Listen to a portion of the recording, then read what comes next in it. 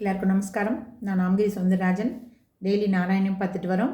இன்னைக்கு 62வது தசகம், இந்திர வேள்வியை தடுத்தல்.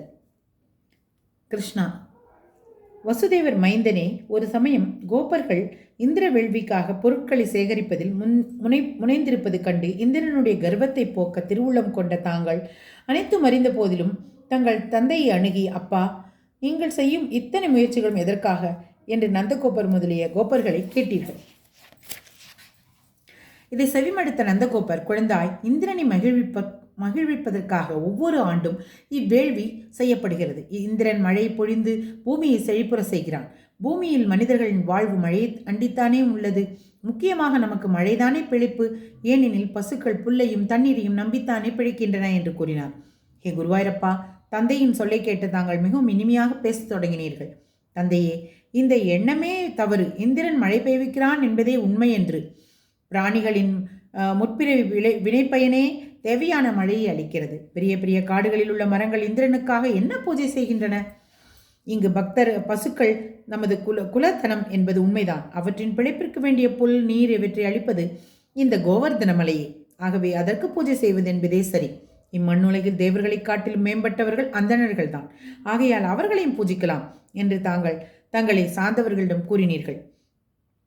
தாங்கள் கூறியதை கேட்ட கோபர்கள் மிகுந்த பக்தியுடன் அந்தன பெருமக்களை சிறப்பித்து கோவர்தன மலைக்கு சிறந்த முறையில் பூஜை செய்தார்கள்.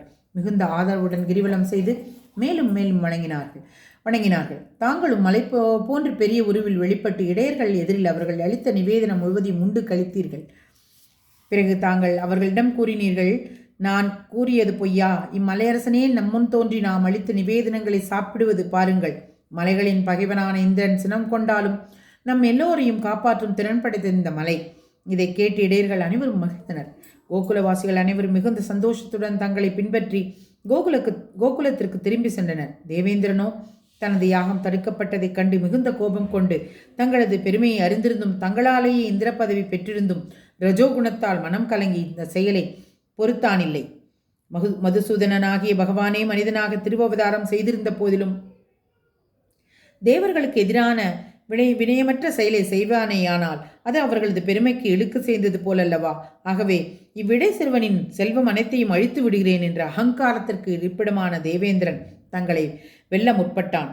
இந்திரன் தங்களது இருப்பிடமான இடைசேரியை அழிக்க எண்ணி ஐராவதத்தின் மேல் ஏறிக்கொண்டு தனது வஜ்ராயுதத்தை கையிலேந்தி பிரளயகால மேக தேவதைகளை ஏவினான். இச்செயலை கண்ட அக்னி, வாயு முதலிய தேவர்கள் மனதிற்குள்ளேயே எண்ணி நகையாடினர். மூவுலகங்களுக்கும் தலைவரான குருவாயிரப்பா, தங்கள் மாயை யாரைத்தான் மயக்காது. தாங்கள் இந்திரனை சினங்கொண்டால் என்ன கவலை இல்லை. அந்தணர்கள் கருணையாலும் இம்மலையரசனின் அருளாலும் நமக்கு நிச்சயமாக நன்மையுண்டு என்று கோபர்கள் நம்பச் செய்து இந்திரனுடைய எண்ணத்தை அறிந்து இந்திரன் ஏன் இன்னும் வரவில்லை என்று சிந்தித்து அங்கேயே காத்திருந்தீர்கள். முராரியே குருவாயிரப்பா, என்னுடைய நோய்களை காத்தருளுங்கள்.